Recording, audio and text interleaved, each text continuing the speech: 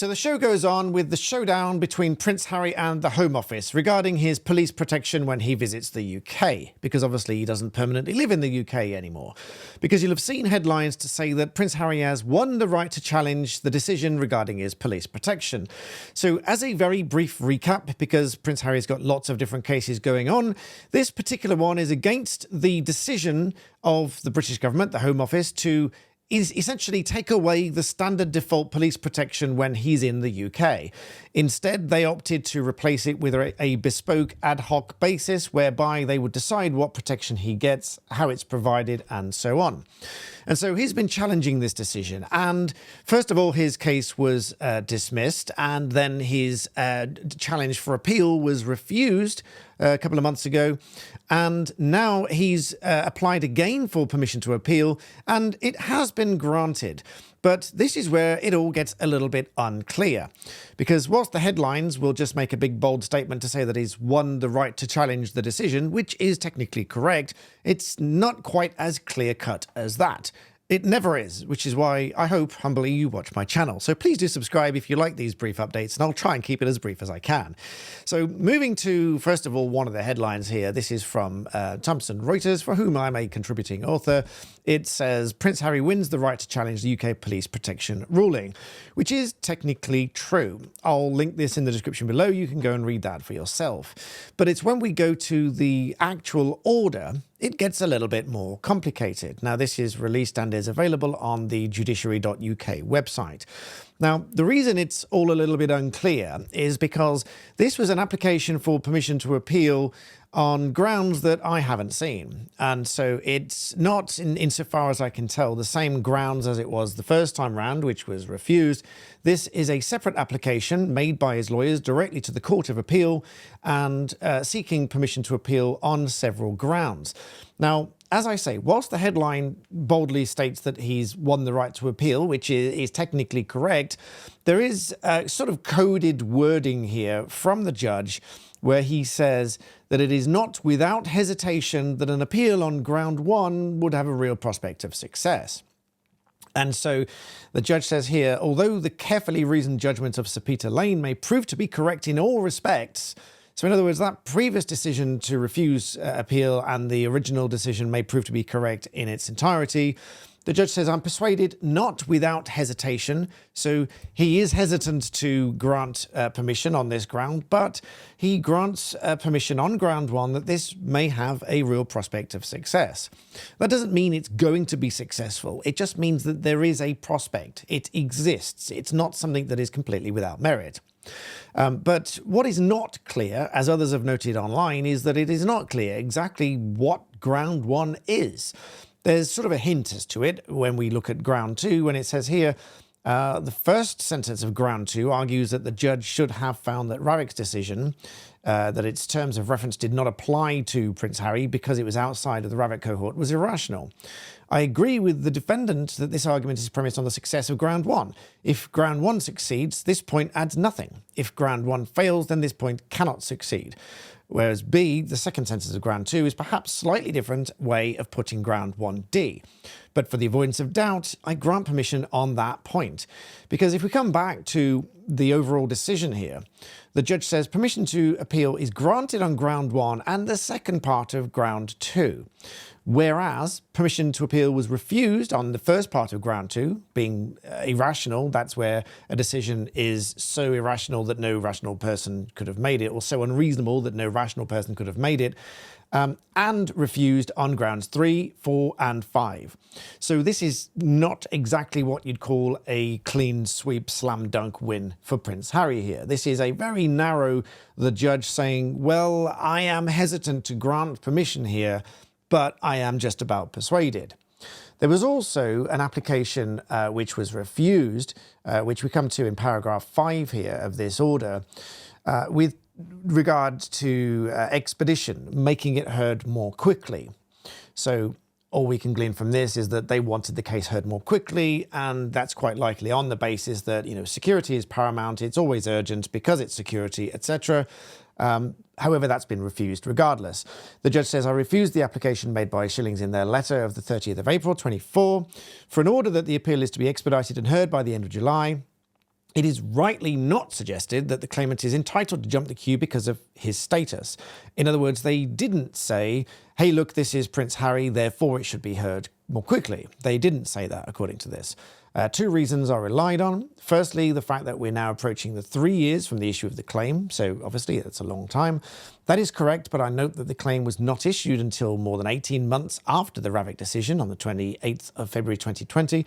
And secondly, it is said that the claimant's legal team will be engaged in a long matter from October 24. Neither of these justifies the order with shillings seek.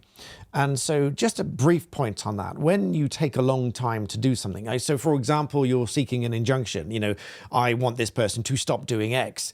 If you take several months or 6 months, 12 months, 18 months to go to the court to ask for that order, the court is likely to say no, because usually, if the court is going to make an order for an injunction to somebody to prevent them from doing something, it's usually a case that it needs to be challenged relatively quickly. This is a legal doctrine we refer to as lache or laches, depending on how people pronounce it. But a delay will defeat equity, as the saying goes, because an injunction is an equitable remedy, meaning that it's one of fairness rather than one of damages and assessment of loss and so on. And coming back to the point here, the judge has said that he's refusing this application for this to be expedited and heard more quickly. It will just have to take its time and take its course. So it will be ready when it's ready. So whilst I can't give you definitive sort of answers here on any of this, because insofar as I can tell, it's not the same grounds and I therefore haven't seen these grounds, we can go through some of them a little bit. So I'll go through those in just a minute. But first of all, just another brief word on a security aspect. Please listen to this very carefully. It's very important. Now, speaking of security, please listen carefully, because you might be one of millions of people whose data has been allegedly hacked, leaked, and is being offered for sale on the dark web.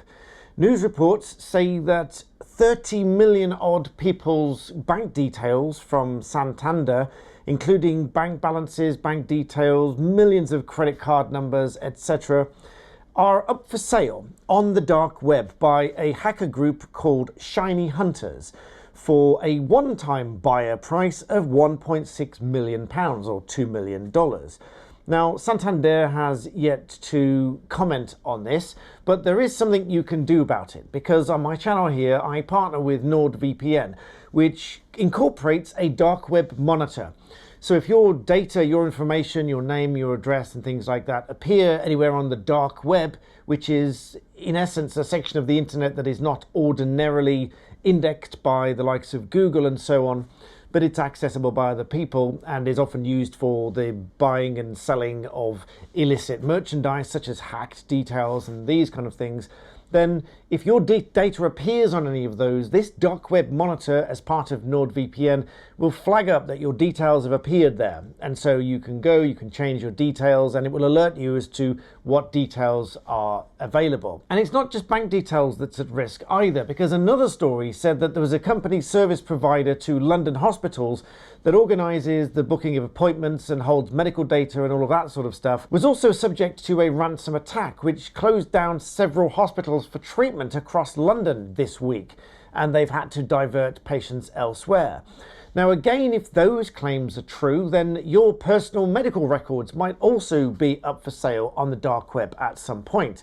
And so if that's the case, you will surely want to know about it. So as a partner to NordVPN on my channel, I can offer you a substantial discount with 4 extra months free with the link in the description below. It will not only alert you to leaks of your data on the dark web somewhere, but it will also keep you safe while you're browsing. It will help to prevent you from downloading malicious files and visiting malicious websites, and in general help to prevent your information being hacked and accessed whilst you browse the internet, particularly whilst you're out and about in public, on public networks, in public cafes and things like that. So for the peace of mind in light of this news of tens of millions of people's data being allegedly leaked and up for sale on the dark web, check out NordVPN. The link's in the description below. I use it myself, and I have for many years, and I paid for it with my own money, and I was using it before Nord offered to be a partner to my channel here.